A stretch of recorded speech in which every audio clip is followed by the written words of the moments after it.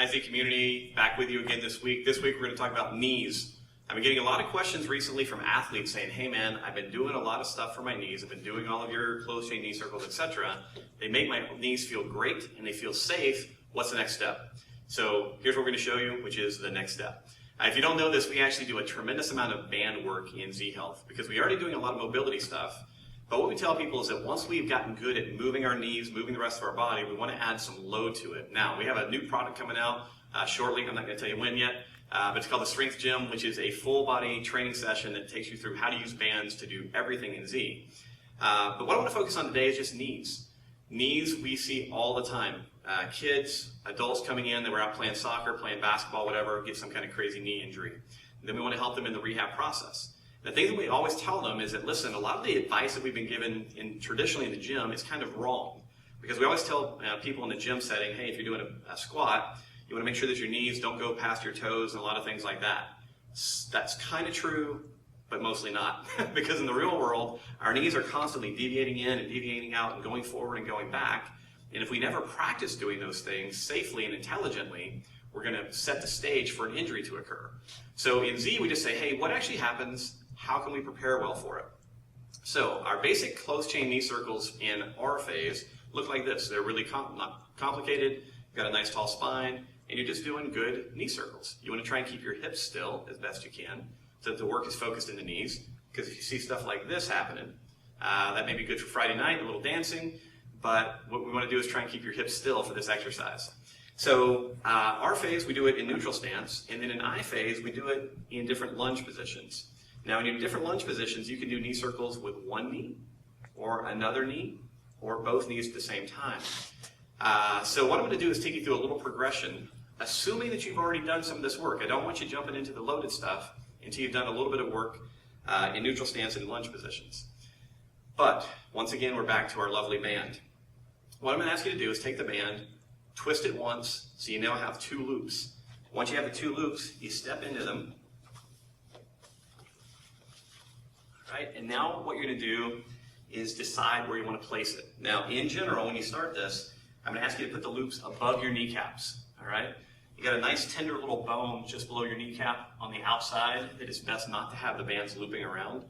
So keep it looped around, like I said, above your kneecaps in the beginning. What you'll notice is that with these bands, once you loop them, you really can't stand in a neutral stance again, because if you did, the band just falls off. So in general, what we're going to do with these on is we're going to step immediately into I phase lunge positions. So we're going to get nice and tall. We're going to step forward into an anterior lunge position. And notice that I'm trying to get both my feet facing straight ahead. Nice tall spine, pelvis is controlled. And I'm going to just do a simple knee circle with my front leg. So the band is going to offer me some resistance as I move around. Okay? Now, if you're really strong, you may need a much bigger band. I'm using this one because it's green and you can see it easily against my pants. Normally for these, I use a much wider band, but when you're first starting out, you may want to use these smaller ones just to get used to the idea of this kind of resisted movement.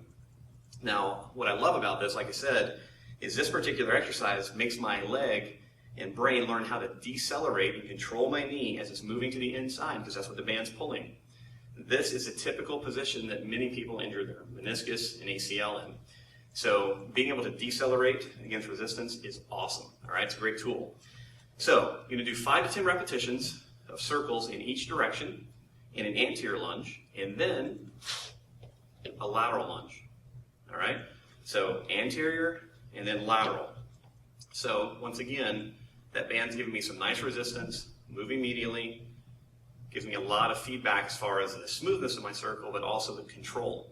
What I want to be very aware of is if there's an area where I can't control it, I may need to decrease the resistance on the band and build strength there.